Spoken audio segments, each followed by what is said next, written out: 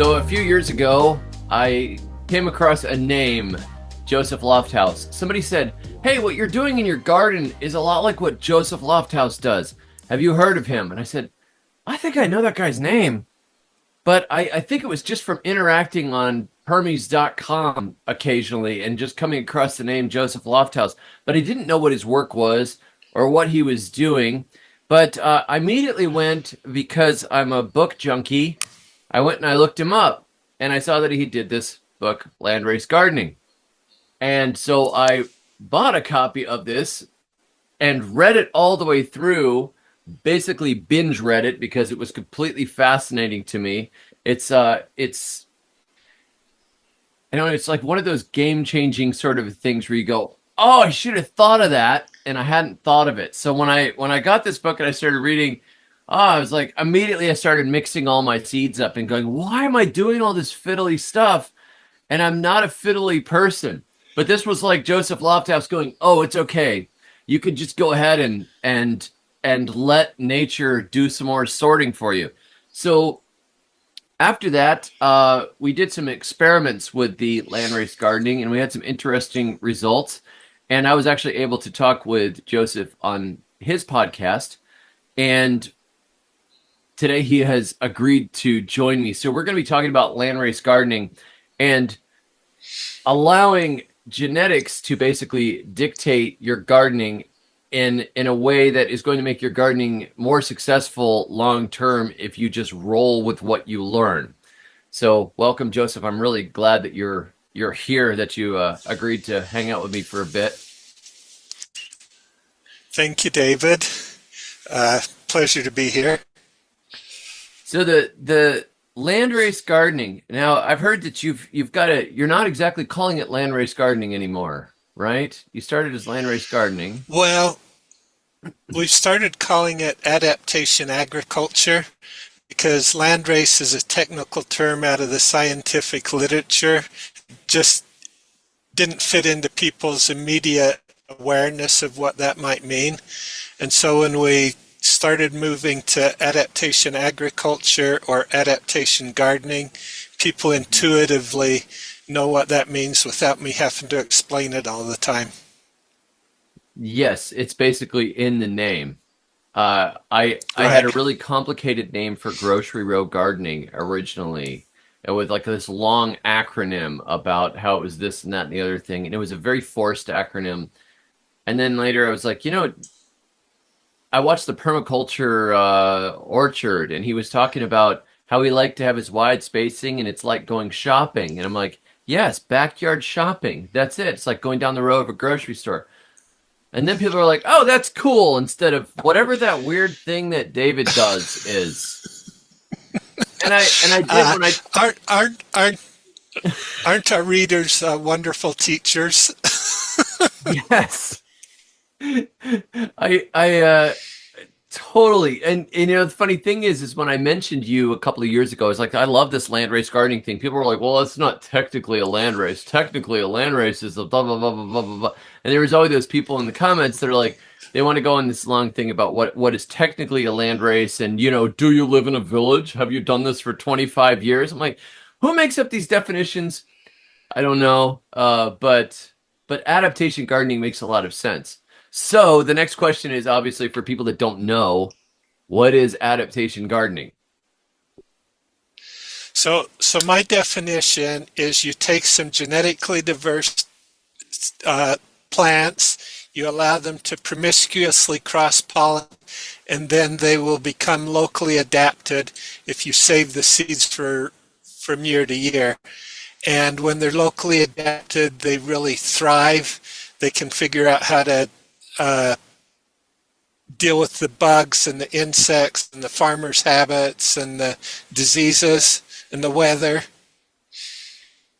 And over time, the idea is that you're using natural selection on a micro scale to you're letting the weak die and the strong take over, and all those genetics are getting washed into a big mix. And hopefully what's going to happen is you're going to get the genetics that are adapted to your backyard, not necessarily Mrs. So and so in Missouri who first discovered such and such variety of corn because her grandpa grew it and she saved it for 50 years. You've mixed that, it's readapted to Utah, and Right. it's maybe got 100 different lines of inbred corn, which are now a big mess of interesting genetics that can kind of resort like a Swiss Army knife and figure out which thing's going to fit, if I've got that right. Yes, well, what I've found is when I plant those varieties, the ecosystem does 80% of the selection for me. And I just have to get out of the way and let the ecosystem figure out what wants to grow here in my garden. Okay, so you made a point that I found kind of interesting about about not you're not really doing a lot of weeding or fertilizing or irrigating. You are you're actually treating them badly, almost. I mean, because a lot of these gardeners, right? People write me and they say, "Hey, my cucumber plant's got some sort of white stuff on it. What should I do?" And if you tell them, "Let it die. It doesn't deserve to live in your garden," the gardeners, they've got all this nurturing they want to do. They want to save that sick little plant and try to prop it up for another 3 weeks. Yeah, well, if we're doing that kind of saving the plants, then we're selecting for plants that always need to be saved. Where if we let the weak ones die, then we're selecting for plants that can thrive in spite of our habits as a farmer, in spite of our ecosystem. So yeah, if you're saving the sick ones, I think it's Greg Judy who was talking about raising sheep, and any sheep that don't bear lambs in a certain season or get sick with worms that he has to treat, he either auctions them off or butchers them and removes them from his flock. And over time, he said he's got a flock that he does not need to worm. He does not need to worry about their breeding cycles not catching one year and keeping a worthless eater for another year, basically. And Right? I thought, we've done this. This is where our good varieties have come from. How many apple seeds have been planted to get us the Gala apple? How did we end up with that? How many thousands of years of apple seeds being planted before they go, oh, that one's really, really good. I'll keep that. There's a lot of other ones that died before that variety showed up. Exactly. And when I just buy seeds from a seed catalog, about 80% of them just plain old fail in my garden because my ecosystem is so different from the ecosystem where the seed was grown or where grandma selected for the particular variety in Poland or whatever.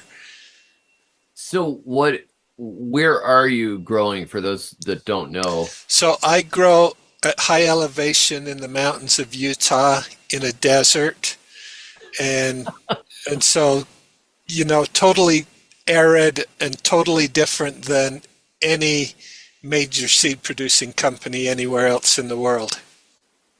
It makes a lot of sense. So if you're getting seeds from Southern Exposure Seed Exchange in Mineral, Virginia, where they have high rainfall, deciduous forests, low elevation, or if you got it from Mhm. Johnny's Selected Seeds up in the Northeast, or if you got it from Baker Creek in Missouri, those are all going to be completely different from where you are.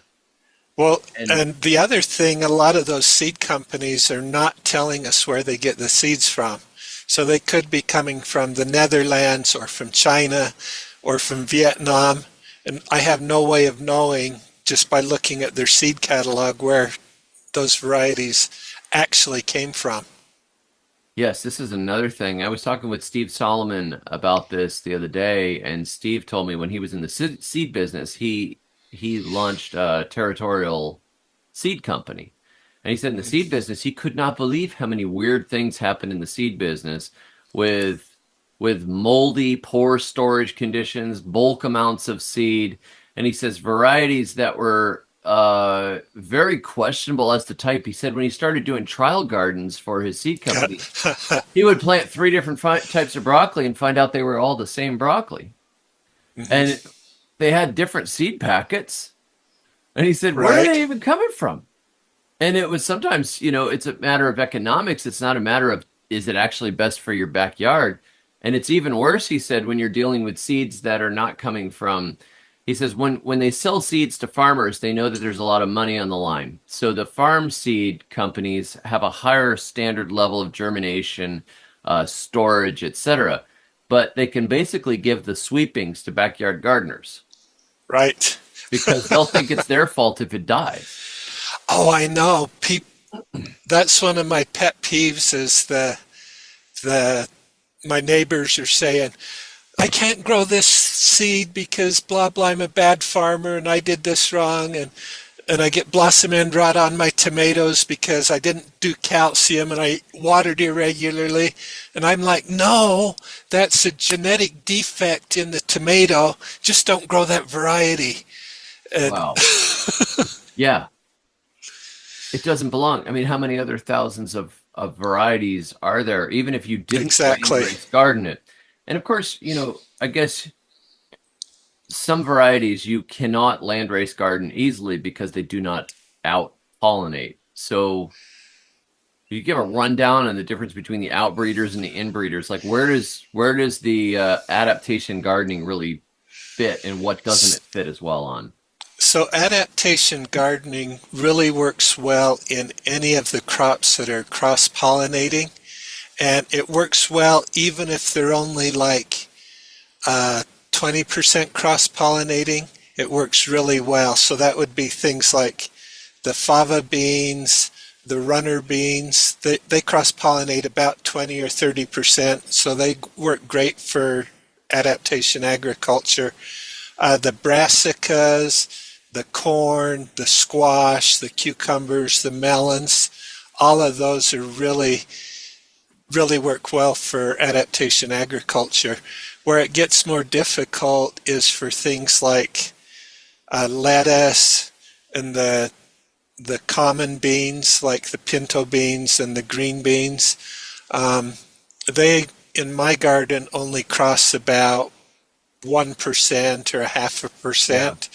And so I still see hybrids, and I can select for those just by paying attention.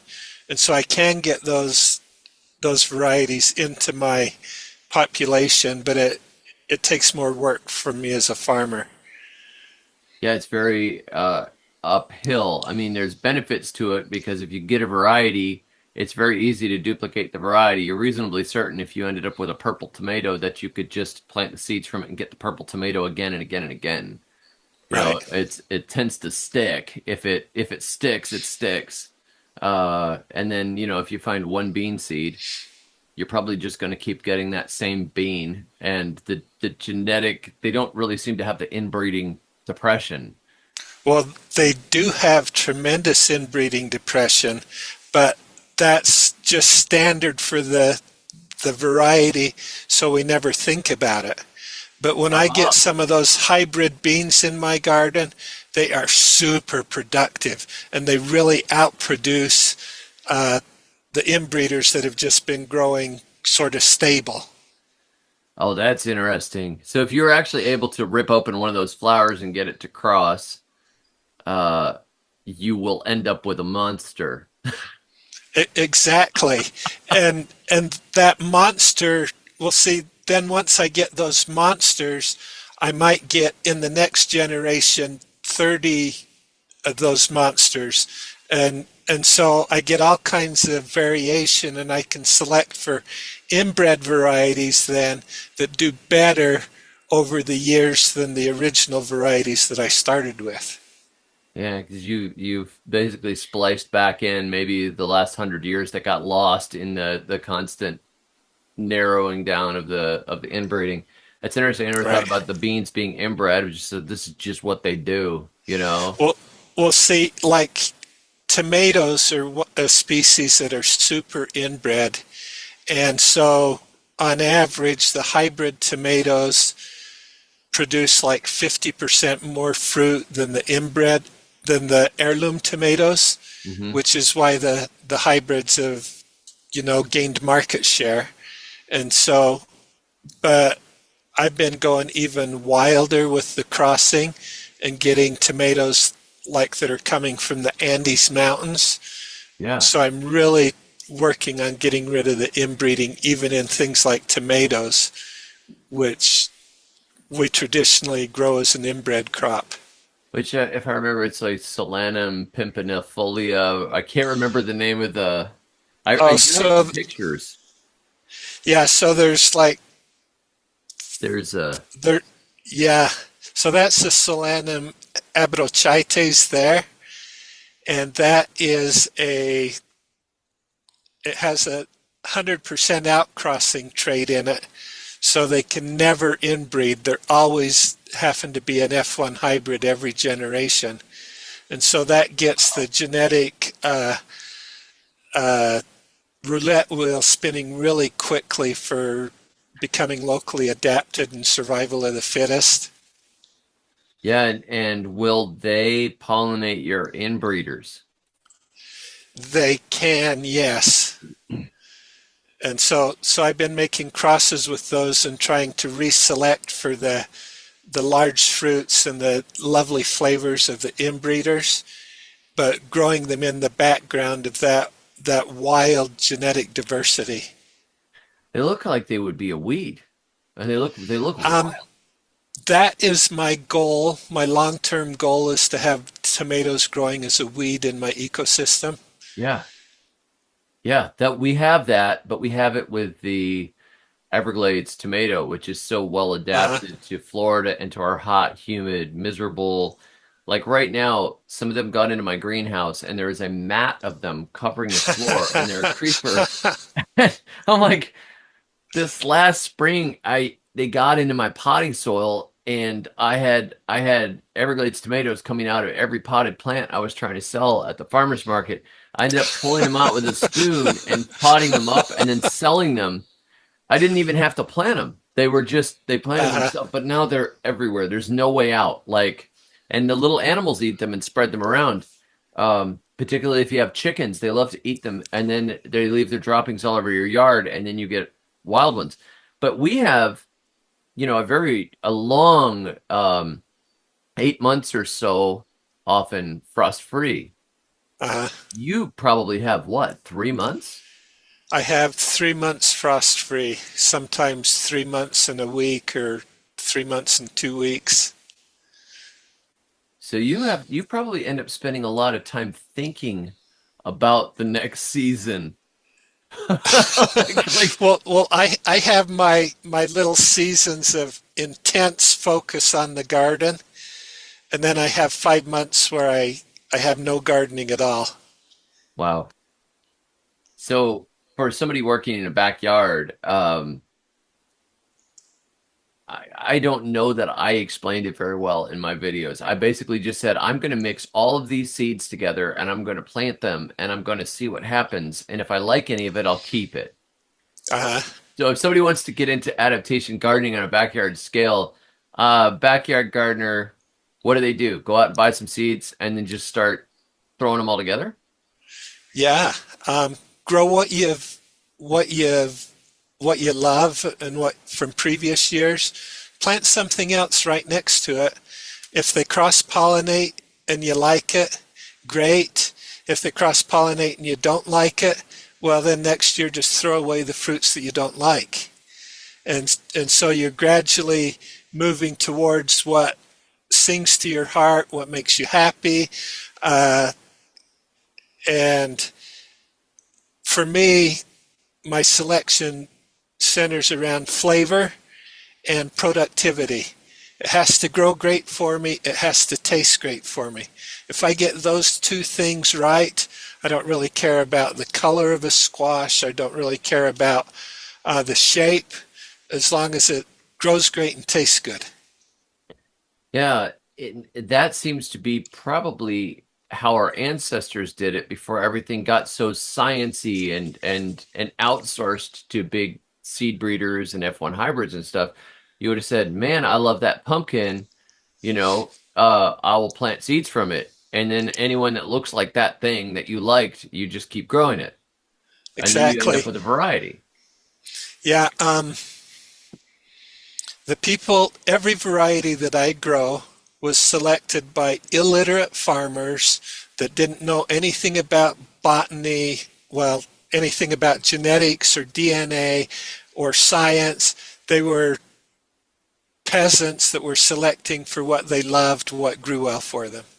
And we can do that same thing today. We don't have to, get all worried about the genes and about doing it wrong, because the grand secret about plant breeding is that plants tend to resemble their parents and their grandparents. And so if two great things cross with each other, they provide great offspring. I found this out with peaches some years ago. There Ooh. was a peach tree, and it had beautiful peaches on it. I don't know that there was any pollinator for it. It might have probably just self-pollinated. And I saved a bunch of pits, and everybody said, "Oh yeah, you don't start them from seed, you don't, right?" But I saw you could start peach pits by putting them in a little baggie of peat moss, and then when the roots come out, in the fridge, after 3 or 4 months, the roots come out. You put them in pots. So I put them in pots, and I started like 40 or something of them. I planted a few in my yard. I planted a few in gave some to a friend. There was a family. They had a bunch of homeschool kids. I said, "You guys take these peaches and see what happens." So they planted 5 along their fence. Different people ended up with them. I got to go back and visit about 8 of those trees. Every single one of them had good peaches.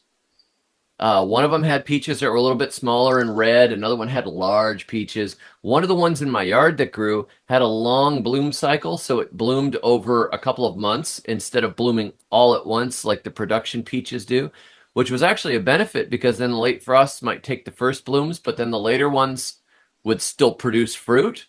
So it was like a How beautiful. slow coming out of dormancy. Like they were all good. So Mhm. what's the deal? I mean, why aren't we allowed to do this? It's like you're just not, don't do it. There's like this huge hang up. And reading this book, it's like, do it. Try it all. All the stuff you ever wanted to do in the garden that people said was bad, go do it.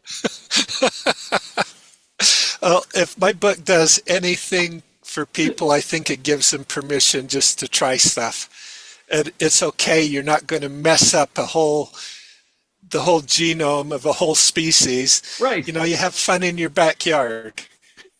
And that's another thing. The people that talk to me about seeds, they're often very, very hung up on they only grow whole heirlooms, or they only grow open pollinated, or if they know what that means. And Uh, they think that everything is GMO and everything is or a hybrid, and that somehow they think that hybrids are a GMO. So they're like, "Oh, I don't grow any of those. I only grow from such and such organic seed." And they've kind of gotten down. It's like if you ever go to the health food store with like a really health food conscious person, and they keep uh, telling you could go to the store and you find out that everything you like is actually going to kill you. It's like I can only buy this one type of seed from this one company because it's either hybrid or GMO. But they think that you get the burpee seed display at Home Depot, and they're like, no, that's all those hybrids and stuff. But it doesn't really work that way. I mean, my understanding is that we're not really coming in contact with GMO seeds unless we're next to farms, usually. Do you have any more insight on that? Because I'm not exactly sure what to tell people about avoiding the GMO exposure. um, my general feeling is it can't be avoided because nature never respects artificial boundaries that we put on her. And so the GMO traits are going to eventually, say, 100 years from now, they're going to be in everything. And I don't have a DNA lab, so I can't test those.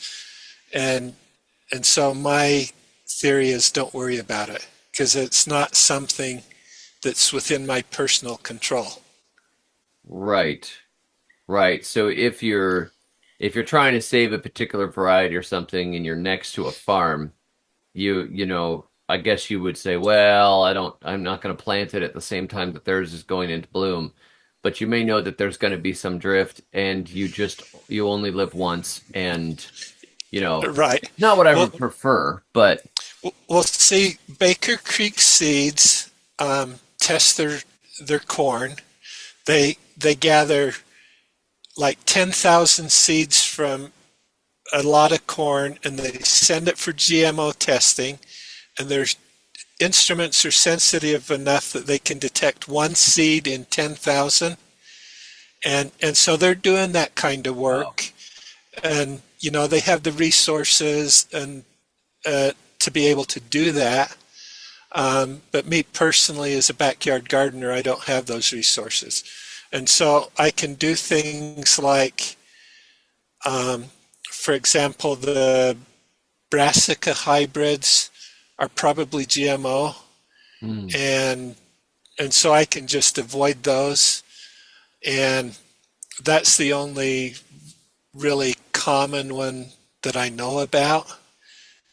And so, but things like hybrid squash, they're easy to make, and people are making them by hand pollination.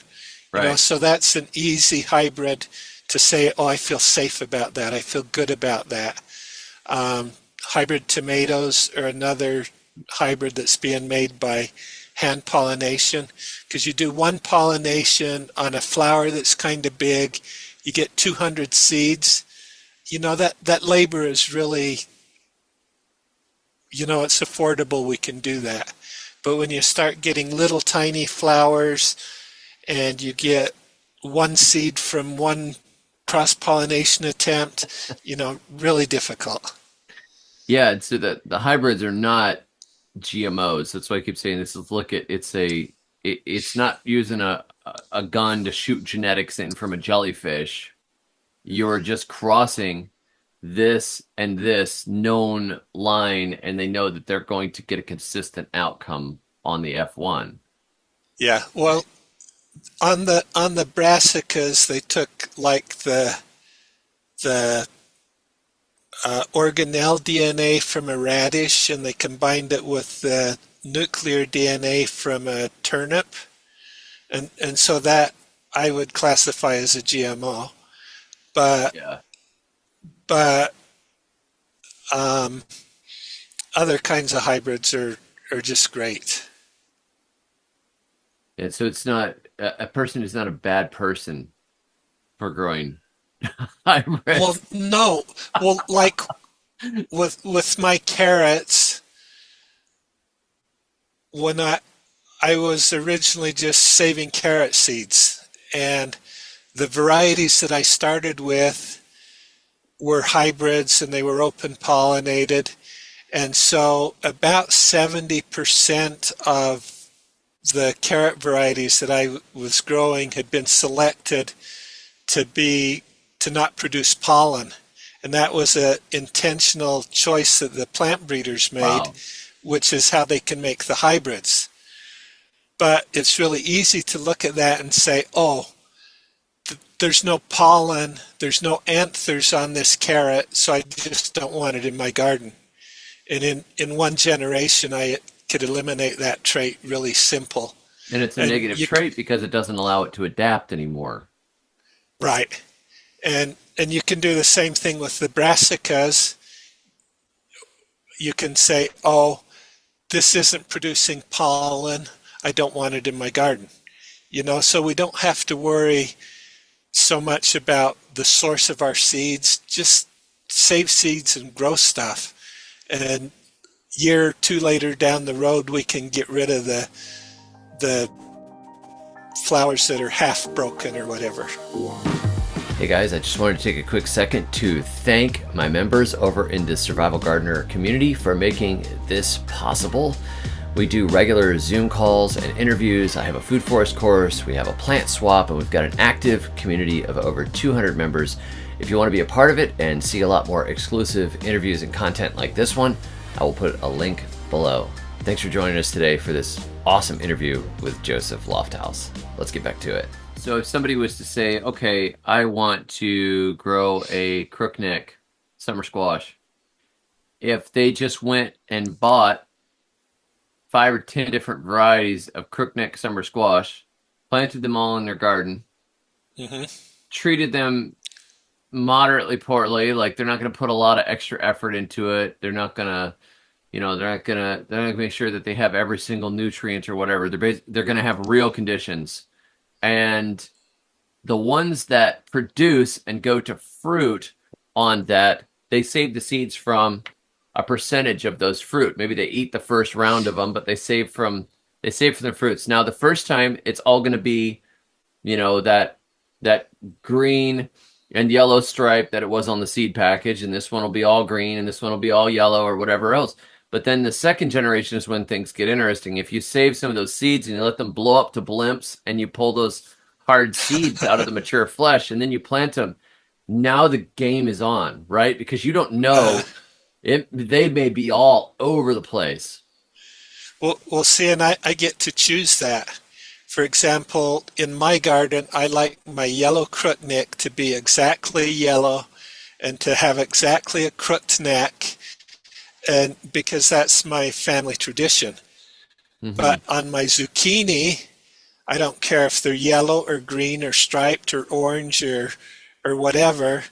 Tan is a beautiful color, and so my zucchini, I only require that it be long and skinny and that it tastes good. And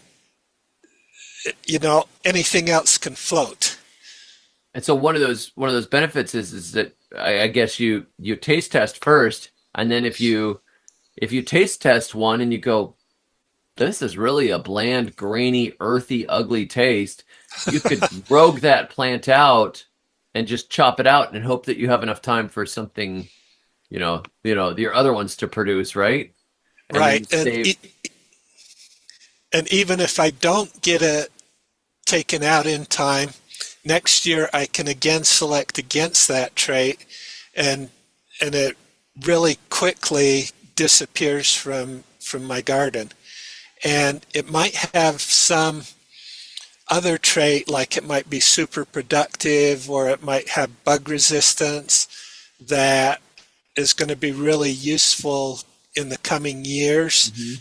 And so I don't spend a lot of effort on being really critical about taking out everything that I don't like.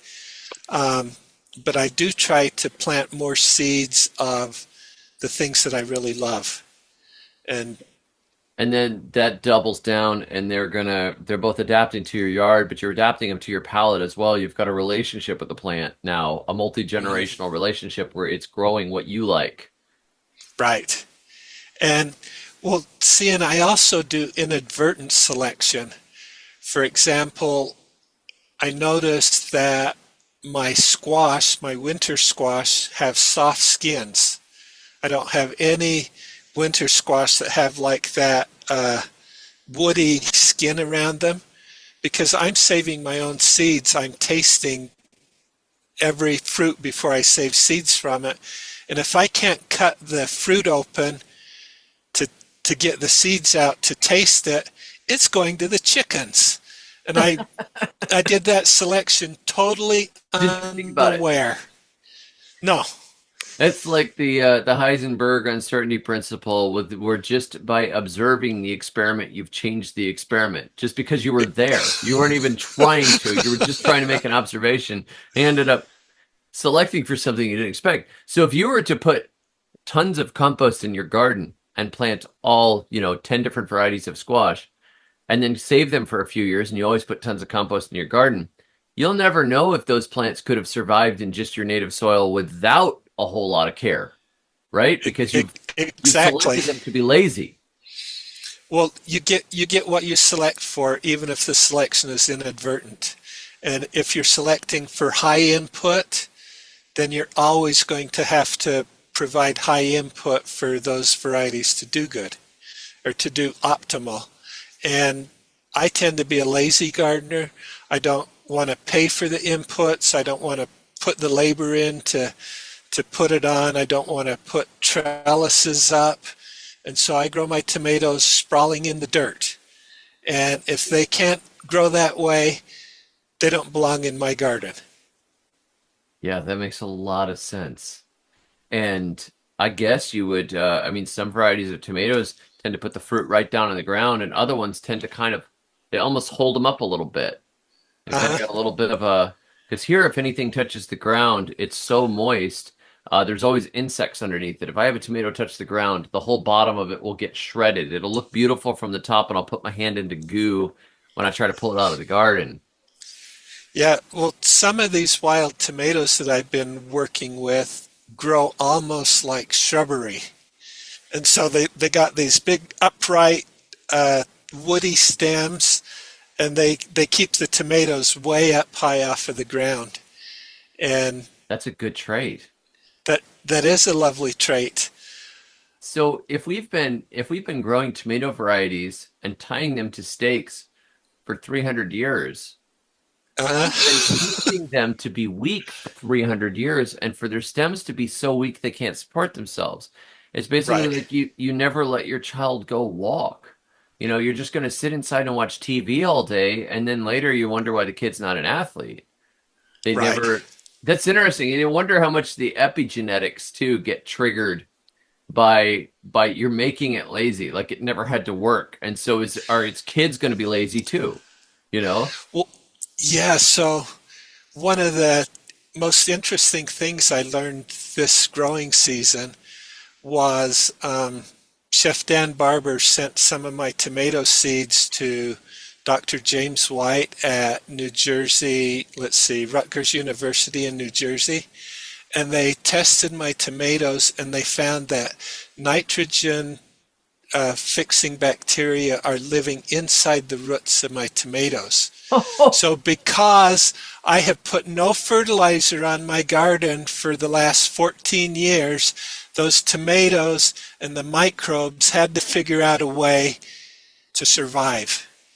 And Wow. and that's the way that they figured it out. So you may think in the first couple of years that look at this stuff is not growing well. This is not. I don't know how happy any of these, but there may be a shift that's taking place as the generations go on and those genes resort. Like they're just pulling Well, out well, new blades from the Swiss Army knife until hopefully one of them catches, and then suddenly you have a plant that's almost wild in its ability to live in your soil, right? That's the kind of the goal. yeah, well, like the first year, anything that isn't suitable to my garden, it just goes ahead and dies. And then the second year, the strongest of the strongest are crossing with each other, so that by the third year, I call it the magical year when things just thrive. I had pak choi, and it was interesting because it was around the time I read your book. I had planted some pak choi, and I planted a couple of different varieties. They did horrible. The sand was nasty. It was nematodes. It was our big plague here, and we had these like little ratty pak choys that put up stalks and went to seed almost right away. And I got annoyed, and I took a tractor through and I tilled the whole area under. Well, the next spring, I suddenly have multiple different colorations of leaves of pak choi, and a few of them that were plants this big. And Uh-huh. they were just growing in between the other crops that I planted. I was like, it looks like a little brassica there. And as it got a little bigger, I went, oh, that's pak choi. That's interesting. But I had probably planted, 30, 40, 50 pak choi originally or something crazy. They all did horrible. And it was just this weedy, ugly mess. And I said, well, forget that. I'm not doing that again. But I tilled them under late and the seeds were good. And the next spring, they Uh-huh. just planted themselves. And then I had 4 or 5 individuals that were like this. So if I had been smart about it, I guess, and saved all those seeds, I think I did save the seeds and put them in the fridge, but then I lose stuff because my fridge is just a big bath of seeds. I probably have them in there somewhere in the archives. But I was like, look at that pak choi. And it was like the bugs didn't eat it. It was still growing in the same sand, but it was this like beautiful, crisp. I was eating them raw out there in the garden and going, this is nuts. Uh-huh. It's like I don't have enough faith in the plants. It's always Right. me. I should have given them more fertilizer. I should have cultivated earlier. I should have done this. I should have done this. I should have babied it. I should have bought such and such product. And we're not really having enough faith, are we? Yeah. One of the things that I was doing before I encountered your work was I was like the door hadn't all the way open to the power of genetics, but I realized that the way you could find what did well in your garden was to take a whole bunch of different things and plant them and not treat them that well. But I was thinking in terms of different vegetables. And I thought in terms of, well, if I plant 5 varieties of tomatoes, one of them might thrive in Florida and be really happy. So I would plant 5 varieties one year, and then I would buy the variety again the next year, the same variety, right? Because I knew it was good. Uh-huh. When you add in the crossing of genetics, that's when it's like I was finding success with varieties. Like I know it grows, like those yams. Okay, here's Dioscorea bulbifera. I know that Dioscorea bulbifera is well adapted to Florida because it's on the invasive species list. This is a cultivated edible version of it. This is another cultivated edible version of it that's purple inside. And this is yet another cultivated version. They're like pieces of art, but Uh-huh. the seeds don't really grow where we are. So the seeds, it's a long cycle. So we have to vegetatively produce them from plants that have come elsewhere. So when I found something like Mexican tree spinach thrives, Longsdale spinach not so much. I have to baby it. I just switched everything to different species. But then I thought maybe I'm actually missing out. Maybe it's just not that those species can't grow in Florida. It's just that the right combination of genetics hasn't locked into my gardening. I had just kind of Hmm. written off some things like, you can't really grow that great of tomatoes in Florida, or you can't grow such and such beans in Florida, or whatever. But your book was kind of like, hey, wait a minute. If I had enough promiscuous pollination going on in the backyard and I saved them for a couple of years, maybe I could adapt something that the Midwest is known for and bring it down to the really hot, brutal, humid, buggy South. And with all the millions and billions of combinations of genetics, one of them might catch. And in your book, you talk about doing that. Our like the thing we look forward to in summer here is the watermelons.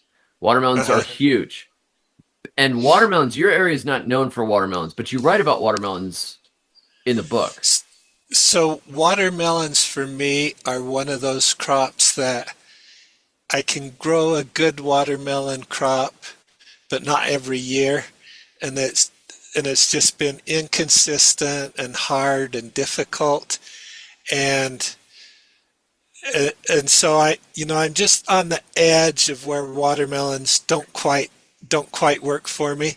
And for example, I'll never be able to grow citrus here just Right. because, so there are limits to how far something can adapt. And you, Melon, the cantaloupes, on the other hand, they just thrive for me. That was a 3-year project, and now I have just reliable, consistent, beautiful cantaloupes. yes, But the watermelons, it's just always been a struggle. you're just bumping up against the genetic limits of the plant. But you didn't know Or, where they or, were unless you pushed. A lot of people aren't even trying right. to push. But the fact that you get any watermelons there, I mean, I bet you people would say that you can't grow watermelons there if they didn't. Well, well, they do, but and I mean, I do grow watermelons some years, and they're beautiful and they're lovely and they're tasty. But then the next year, I have a crop failure, or and so it's just hit and miss and inconsistent. And Yes, I tried rhubarb here and it just burns up in the summer. I tried gooseberries here, they uh, burn up in the summer. I love the idea of some of these temperate things, but it's impossible. Just the right, genetics. Maybe though, if I had enough seeds and I started from seeds instead uh, of vegetatively, a variety that was selected for, say, New Jersey, if I had seeds, it just your book makes me always think, how far? And maybe we just haven't found that seed yet. right. Well, and there's also wild relatives that might have a vast genetic pool that we haven't tapped into yet. This is And true. This is true. Like the somebody was telling me about the nitrogen fixing corn nitrogen Hmm. fixing corn varieties. And you think of corn as being a very much a nitrogen hog that requires so many tons of nitrogen per acre on a regular schedule in order to produce a good crop. But again, that's the way we've been growing it. So we've trained it to run on huge amounts of nitrogen, but there are these reports that it's making its own nitrogen. There's corn that Uh-huh. makes its own nitrogen. Right. And so the place in the plant where it makes its own nitrogen is in these little root nodules, and farmers don't like those because they turn into a clump in their field, and so that doesn't break down easily. So they've eliminated that trait. So then they have to put nitrogen in their corn. So it's kind of a self-defeating cycle. It was probably an accident of I don't like this thing, but I didn't know that it was going to change this thing. Hmm. Uh, Exactly. so some people have written me because I've been crossing a lot of squash. I really like the Cucurbita machata varieties. They like the long hot season. They're more bug resistant. The Cucurbita maxima varieties, which are generally known for being further north, they get destroyed often by insects faster than the machatas do. So Hmm. I crossed a bunch of machatas, and we have got some that are kind of watery, some that are bland, some that are stringy, some with great big pockets on the inside and thin flesh. And then we've got some that are really good and nutty and sweet. And all the genetics are just kind of all flying together, and we're saving from the good ones. But some people have said, well, isn't that dangerous? Like, you're taking all these cultivated varieties. What happens if you bring back a bitter variety and you get toxic squash syndrome or something? You know, you could poison yourself eating a pumpkin. And I said, well, I have gotten toxic squash syndrome before from eating wild loofahs that I harvested when I was down in the Caribbean. And I know exactly what it tastes like now. Uh-huh. The cucurbitacin is super bitter. But Exactly. I mean, do you do when you're crossing those wild plants in, I think people are scared of that because what happens if you bring back thorns or poison or like with potatoes? I read what's her name? Rebsy, I think Rebsy Fairholm's Uh-huh. The Art of Potato Breeding. The Yeah. Lost Art of Potato. I think that's what it was called. I read it this last year, and people are like, "Well, what if you poison yourself?" You know? Well, I mean, just about all of the poisons that we work with are well behaved. They taste just terrible. And and so you taste it and you spit it out. Um, one year I threw away um, a whole year's seed crop of my muskmelons because I had brought a wild cantaloupe into my garden. They called it a pocket melon, which was for perfume, Oh yes. and it was bitter and was poisonous, and so I threw away my whole seed crop that year because I couldn't risk uh, uh, introducing that trait into my garden. But I have never, in allowing cross pollination among desirable parents, I've never found a poison. They've never regenerated spines or thorns. Um, because you cross great parents with each other, you get great offspring. In the pepo squash, that's like the acorn squash and the zucchini squash, there is a wild relative, the decorative gourds, that Oh can yeah. be poisonous. And so, so just don't grow the decorative gourds and you're fine. Yeah, that makes a lot of sense.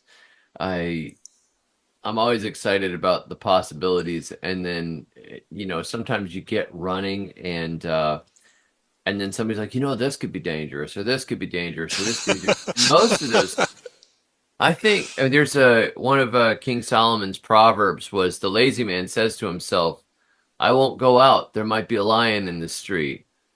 It's Uh, like he just wants to stay at home and sleep. It's like you're not taking a risk. It's like it's like two ridiculous levels of exaggeration, right? Like uh, well, I can't cross summer squash because I could poison myself. Uh, Well, it's like saying, well, I can't grow apples because they're all going to taste nasty if I try to grow any from seed. So, well, right. you're cutting out a lot of potential fun. And Uh-huh. I mean, so what? So, like you said, what happens if you throw out 1 year's worth of seed on a particular crop because you had some trait that was just abysmal? So what? Well, um, plants are abundant. They give generously, and in 1 year I can collect enough seed to plant like a garden for the rest of my life just from one variety, Yeah. and so I can afford to lose a year's worth of seed. I didn't lose a year's worth of fruits. I just lost a year's worth of seed.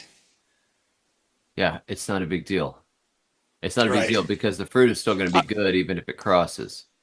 yeah. And you eat the fruit and you throw the seeds away and you still got the heart. So Yeah. what got you into the adaptation gardening to begin with? What was the breakthrough? I mean, you have Um, breeding in your family. well, so my great grandfather developed a variety of wheat because he was going through his field and he saw one plant in the field that was growing better than the whole rest of the field.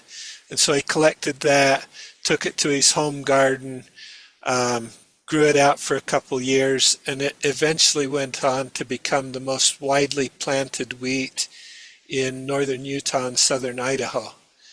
Wow. Um, but what got me into plant breeding was my ecosystem. I just wasn't able to grow. I was a market farmer and I was so limited in what I could grow, and I was just looking for more variety, more reliability for my customers.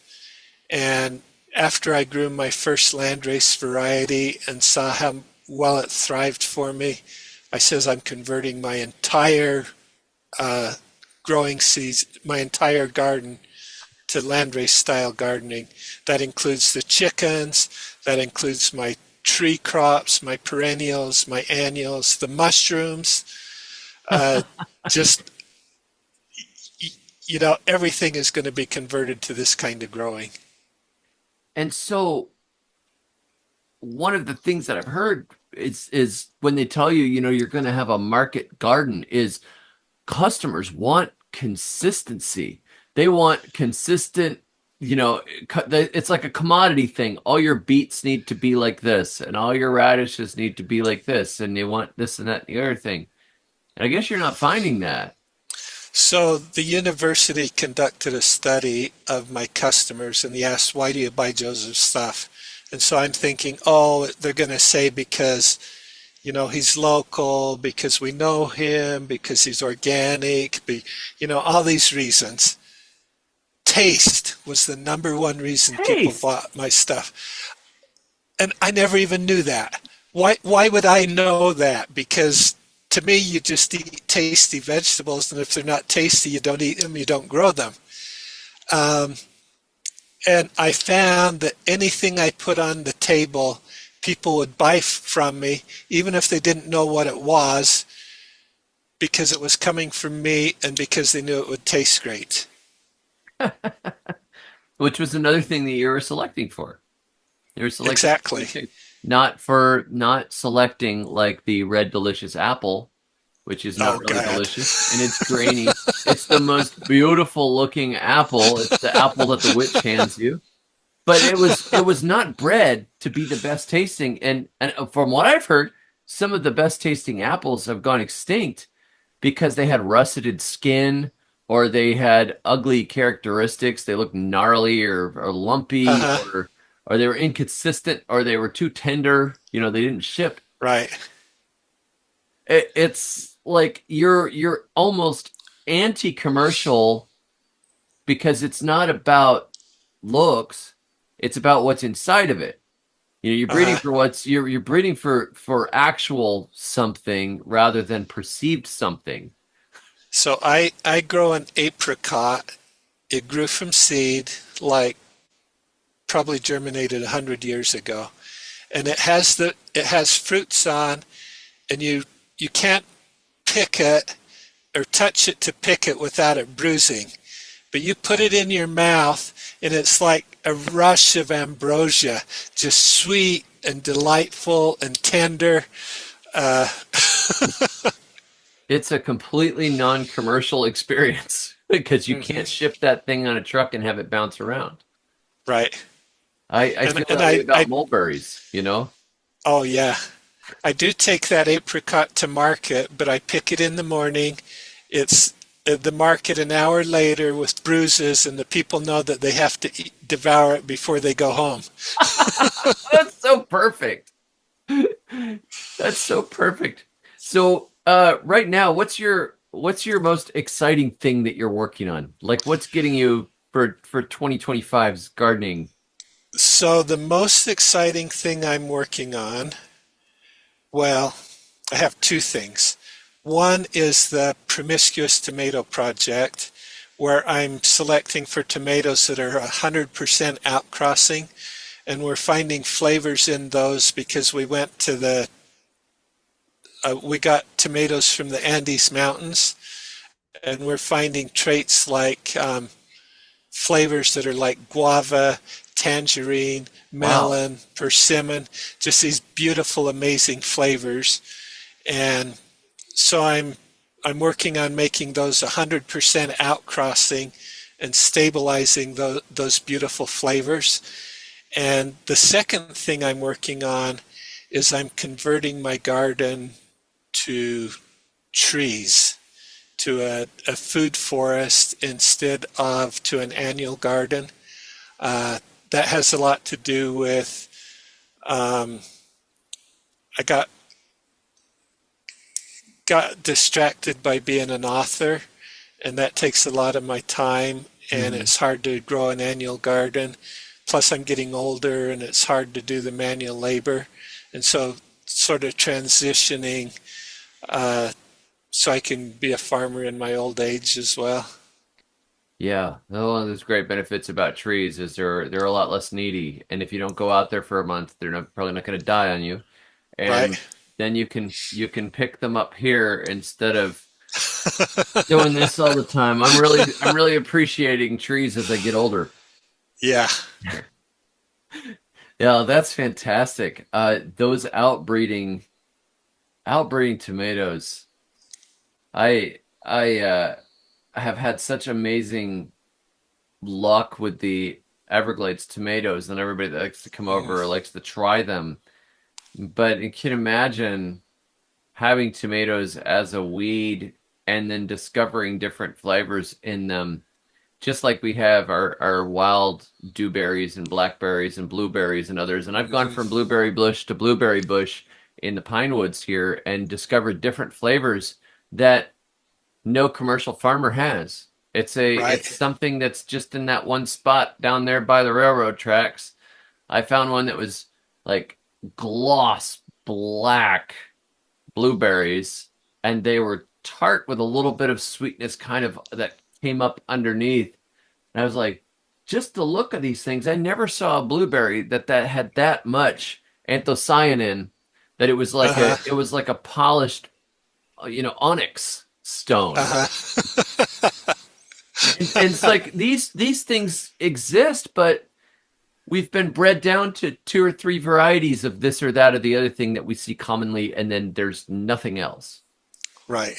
So when you do your trees along that line, you're starting your trees from seed? Are you I grafting from am varieties that you've got? Or?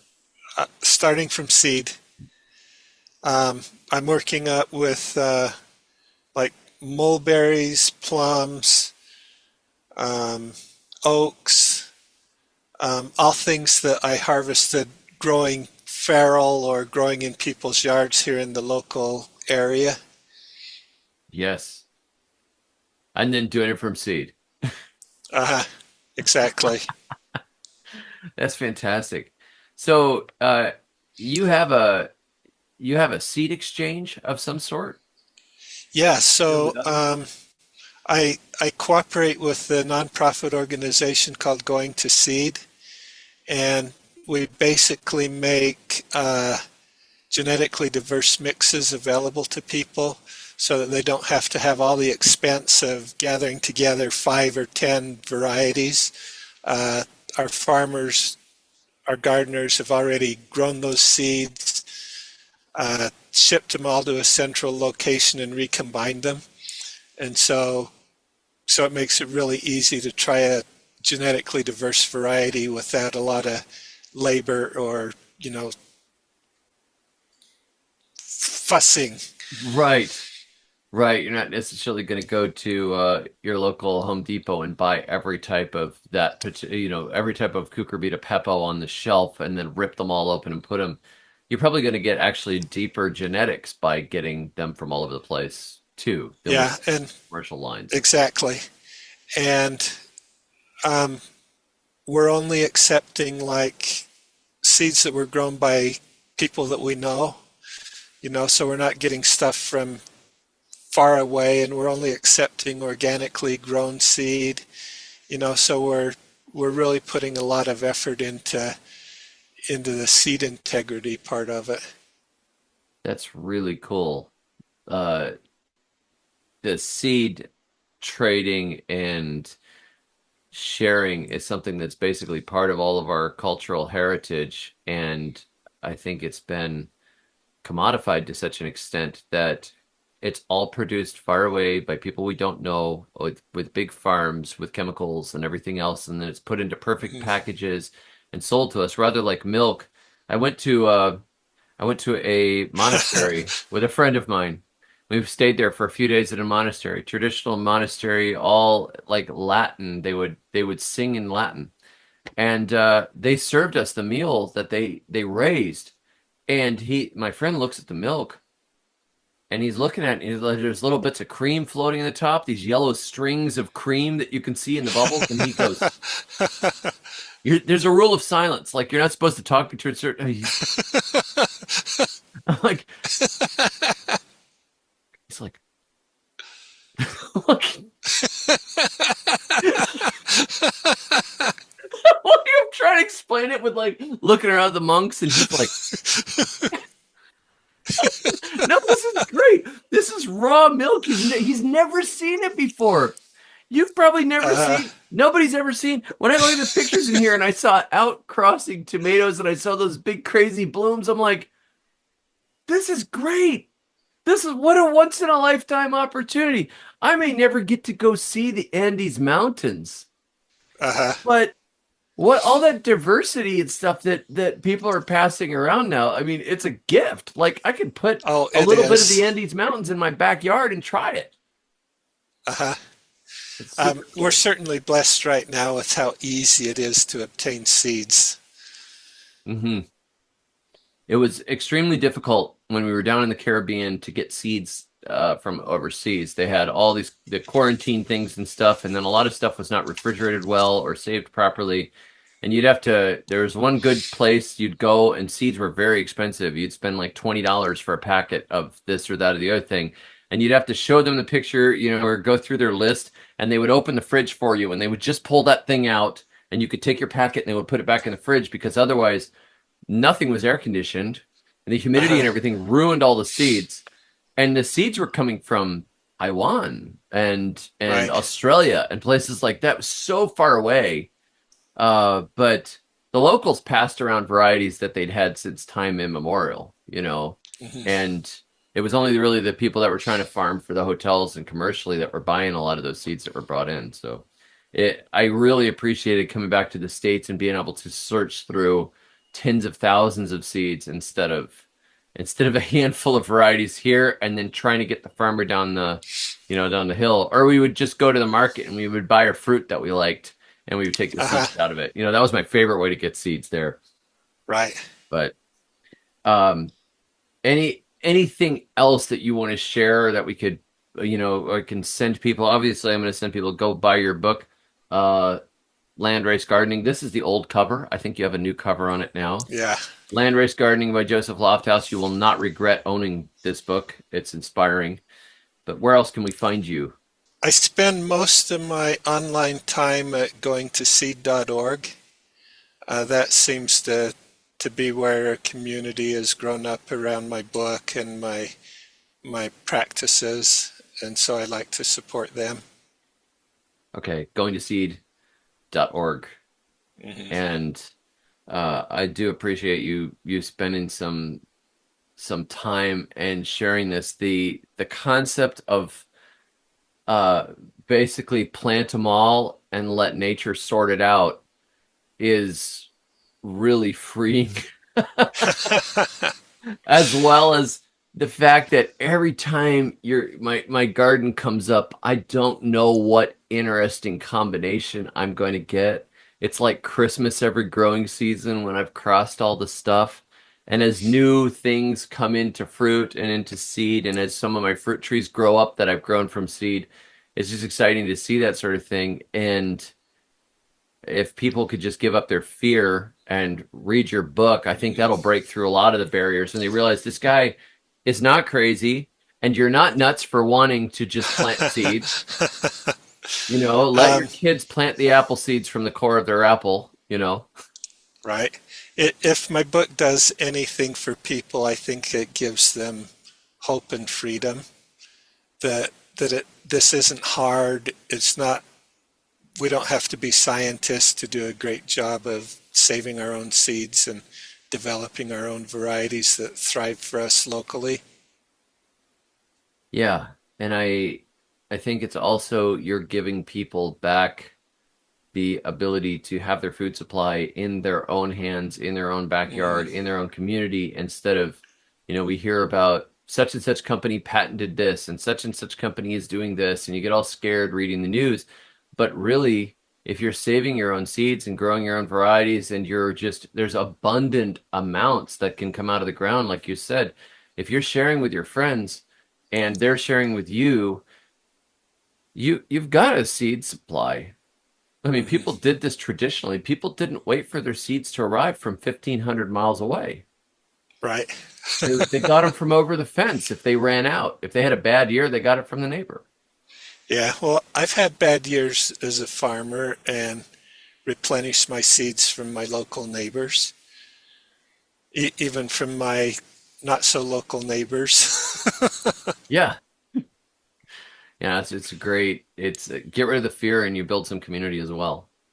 hmm Well, thank you, Joseph. I appreciate it. You have been very inspiring to me, and I want everybody to get your book because I think it's one of those eye-opening things that it just kind of slaps you when you read it. It slaps you across the face and go, and then you start getting ideas.